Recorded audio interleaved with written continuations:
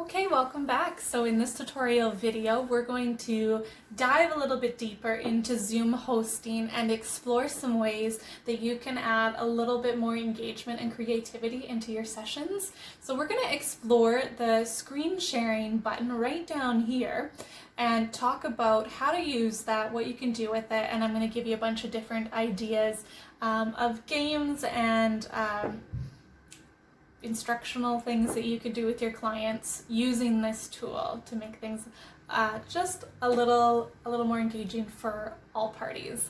Okay, so first of all, let's just talk a little bit about how this tool works. So screen sharing, as it sounds like, allows you to share your screen with all the participants, okay? So when I turn this on, I have the ability to share what I'm seeing with everybody else. So when I open this, it gives me several different options. I can share my Garth Homer server that I have open and anything that's on that, or I can share internet browsers or my Zoom screen. So the internet browsers are really what's going to be important for you. So let's go here. Okay, perfect. So now we are sharing, and I can tell that I'm sharing my screen because it says right up here on this green banner, you are screen sharing, and it has a button to stop share. That's going to show up anytime that you are sharing any of your sound, of your screen, anything. So you should see that. If you don't see it, it's a good indication it's not working. I can also see that this is working, and I'm going to show you that now on my other devices here, this screen is what's showing up. So all participants are seeing what I'm seeing. So this has opened up the whole world of the internet to us now in terms of what we can do with our clients. So one really big thing that is quite fun to explore is the world of YouTube and online videos. So you guys can all kind of explore those things together, whether you want to have the whole group watch a small movie together and then discuss it, or more fun, getting into some dance parties, dance lessons, exercises, and more.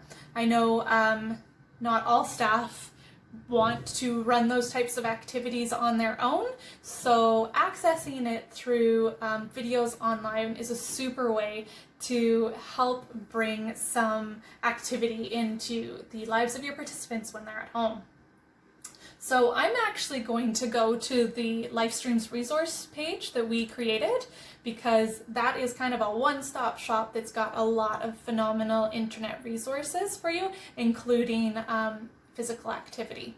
So let's go check out what that looks like. I'm going to go into client supports here and come down to staying active. And we're gonna, I think let's explore some yoga today. So we're gonna come down to do a nice seated yoga. I'm gonna pull that up here. I'm gonna launch that and make it nice and big for everybody. And let's turn the volume on. Awesome chair yoga. All right, my friends. All right. Thank you for choosing this practice. Let's begin. So now you could have all clients and everybody participating in this meeting joining in. Again, just showing you, this is showing up on all my devices. Bring some pillows or some blankets, or just find something, get creative to bring your... All right, so I'm just gonna mute that. We're gonna end this here. But I hope that shows you just how easy it is to do group physical activity using the screen sharing and online videos. So again, we've got lots of different things listed in the staying active area, from dance parties to chair workouts, yoga. There's also some mindfulness and breathing techniques. So lots of different things that you could share in here as a tool with your clients. Okay, you can even stop and maybe start the session off with a guided meditation, or end it, or just do some nice breathing.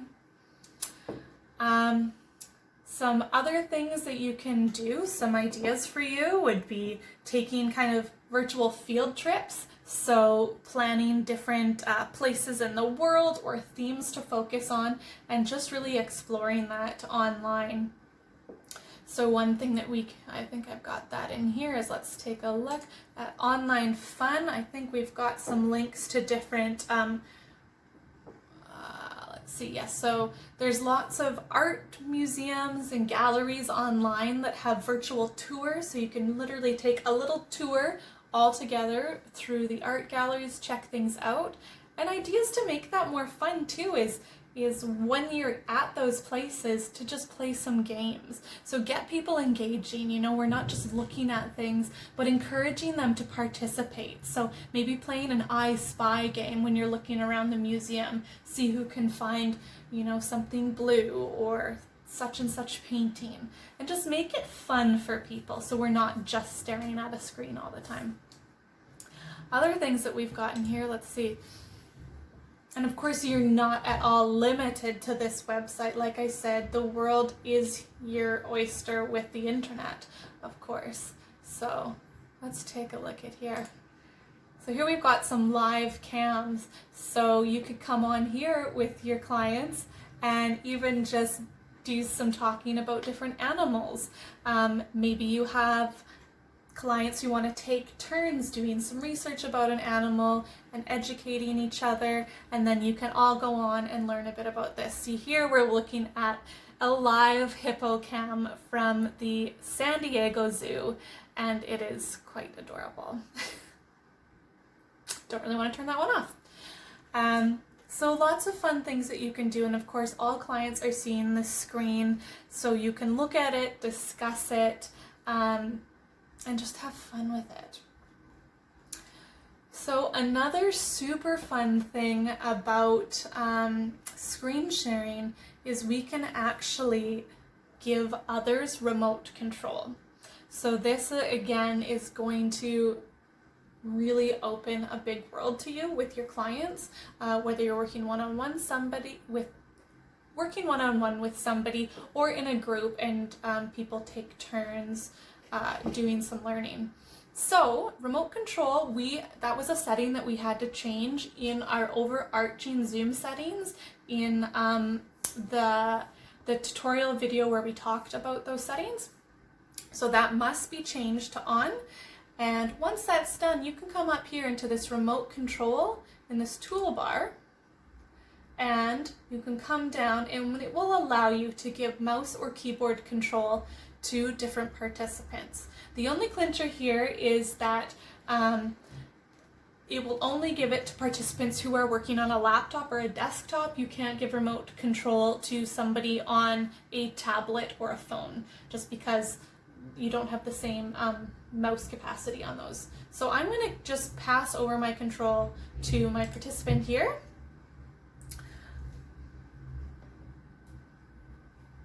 Perfect, okay.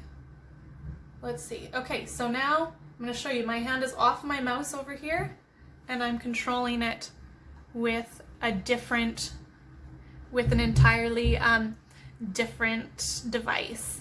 So now that means that you can help your clients get to a certain website and then do teaching about how to navigate to it. So perhaps you want to show somebody how to check the weather. Well, you can get them to the Weather Network site and then pass them over remote access and then help guide them to learn how to access something entirely on their own. So again, this tool is really for one-on-one support, but you can use it in a group setting if you want to do allow one person to do different things. So that's really great. Obviously, you don't want to give remote access to just anybody. Choose wisely. They can do whatever once they have control. However, you can stop that control anytime, okay? So up here, you have the option to stop that whenever. Okay, so with remote control, that also opens up the opportunity for playing games. So there's some clients who just don't know how to navigate the internet on their own to be able to go in and play some of the games that we posted. I also want to show you that you can switch. So I can still control the mouse with this one as this person can still control it, okay? So you can go, it can go back and forth. So if this person's struggling, you can still help them out and point out where things are. I hope that makes sense. I'm going to go back into our Wix site here and show you just how you can do this. So let's find my games up here. Okay.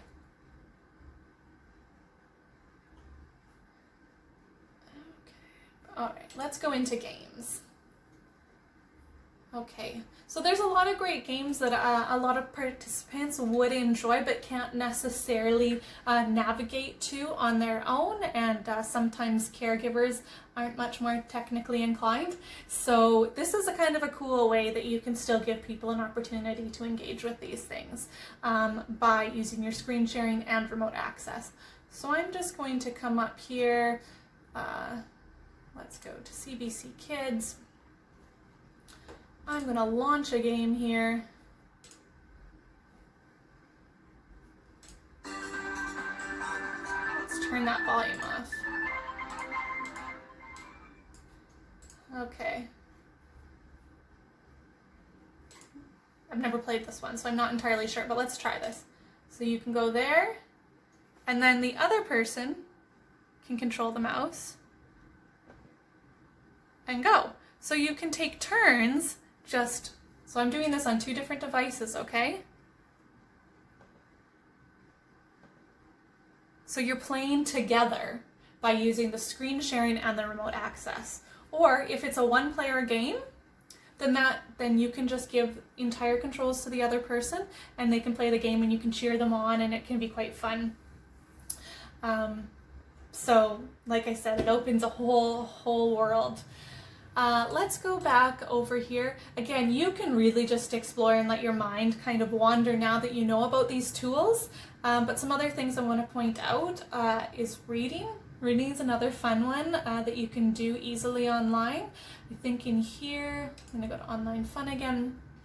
We've got some websites with books. So again, there's a lot in here where it's videos of people reading. So again, a video you could share with everybody. But if you want to just do some reading with a client, you come to a site like this, like FunBrain, open up a book like Diary of a Wimpy Kid and read it. So now everybody is going to have this book page on their thing, and you could even take turns reading it. Maybe staff read a page and then a client reads a page, or whatever is on the level of all the participants. So I feel like I've just thrown a lot of info at you about this, but I really think it's just gonna get your brains flowing. So that's fantastic. So I'm gonna exit from this right now. Actually, just before I go, I'll quickly show you this. If you want to annotate up here, if you click that, that's going to give you some options where you can actually like point things out on the page. So I'm gonna undo that. So you can draw if there's something in particular you want to point out. I like the spotlight because it's kind of like a little laser pointer. So especially if somebody else is reading and they have a hard time following where they are, you can help guide them just by using the laser pointer to kind of lead them through. So all of that is just accessed up here in Annotate. Okay? So I'm going to stop sharing this and we're going to go in and I'm just going to show you a couple other things that you can do through the screen sharing. The Whiteboard. So Whiteboard is just like what it sounds. It's a generic whiteboard. So this again is going to show up for everybody. All of my different devices now are seeing this one screen, and in this you can draw, you can type, you can do whatever. So again, let your imagination run free. Whatever you can do in a room with a big drawing board and clients, you can do here. So you could draw a collaborative picture where everybody draws at their own. You could draw Pictionary. So when you draw something and everybody else has to guess what it is, or you could do that where you send a word maybe through the private chat or something to somebody else and they have to draw it and all their friends are guessing what it is. You could come up with a grand picture idea, work together to come up with something weird like a penguin riding a motorcycle, eating an ice cream cone, and let everybody take a little, draw their own little piece. Oh, I gotta go back into drawing. Okay, so maybe you have one person draw the penguin. Oh, that's beautiful. That's so nice. You have one person draw the penguin, and then you have another client draw the motorcycle, and somebody else draws the ice cream, and then other people put together the background, and you end up with this big collaborative picture that everybody drew. Or do a free-for-all and see what comes up. Let everybody draw at the same time and see what comes up.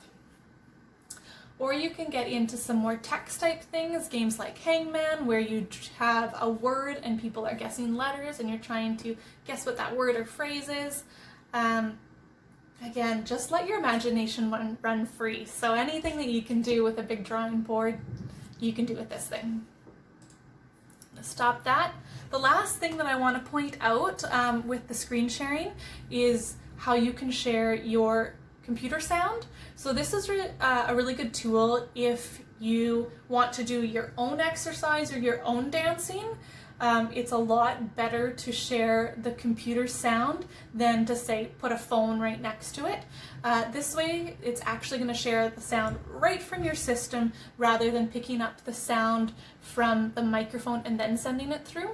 So to do this, you would just go into screen share. You would click down here, share computer sound, and advanced. I'm going to put music or computer sound only. Okay, so it's not going to share your screen, it's just going to share your computer sound. You would share that, and again, it's going to show me at the top you are sharing your computer sound. All right, so that is it. That's everything. So thanks for watching. I hope this has given you some ideas and opened your mind. And yeah, happy Zooming.